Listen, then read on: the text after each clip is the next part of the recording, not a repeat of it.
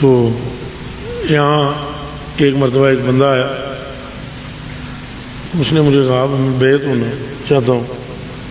میں نے اسے کہا تو کیا کریں گا بیعت ہو؟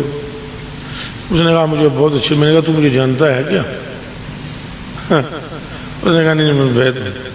یہاں 25-30 بندے بیٹھے ہوئے، ہم نے اس کو 5-7 باتیں کی عجیب و غریب قسم کی، پروگرام کو نہیں تھا اس کو بیعت کرنے، تو وہ ہم نے 5-7 باتیں کی اور ہم نے کہا نہیں میاں ایسے ہیں ہم، ایسے ہیں ایسے ہیں، تو اب تم سوچنا اور پھر بات کرنا، ہفتے کے بعد آنا۔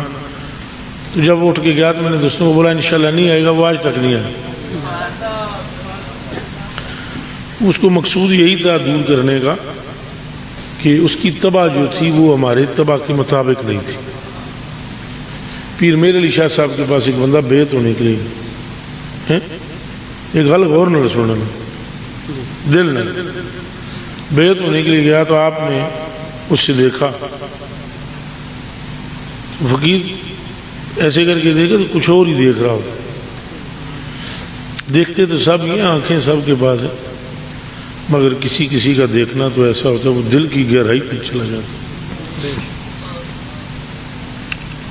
بندگان خاص علام الغیوب در جہان جان جواسیس القلوب، اللہ کے کچھ بندے ایسے ہیں وہ روح کی زندگی میں جان کے جاسوس ہوتے ہیں۔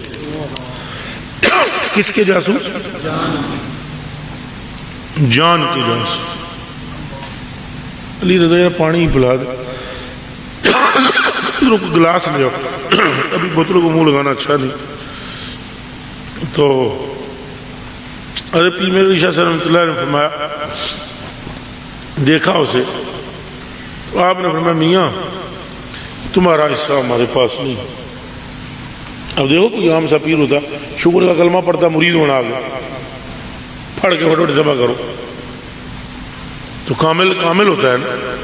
انہوں نے ایسے دیکھا، ان کا نہیں، آپ ایک درگاہ کا انہوں نے بتلایا اور انہوں نے فرمایا کہ آپ وہاں چلے جائیں، آپ کا حصہ وہاں۔ جب وہ چلا گیا تو کسی نے پوچھا بیعت فرما لے، ارشاد فرمایا پہلے 6 مہینے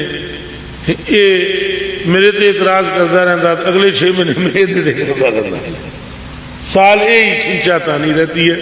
مرید اور پیر کی سوچ کا ایک ہونا ضروری ہے، مرید اور پیر کی سوچ کا، ہم کچھ اور سوچیں تم کچھ اور سوچو کو نہیں بڑھنا۔ ایسا ہی ہے، یا پھر تم ہمیں اپنا بنا لو یا تم ہمارے بن جاؤ، یا ہمیں قائل کر لو یا تم ہمارے ہو جاؤ، دونوں میں سے ایک ہوگی بات تو پھر بات بنے گی۔ تو یہ طبع دیکھی جاتی ہے۔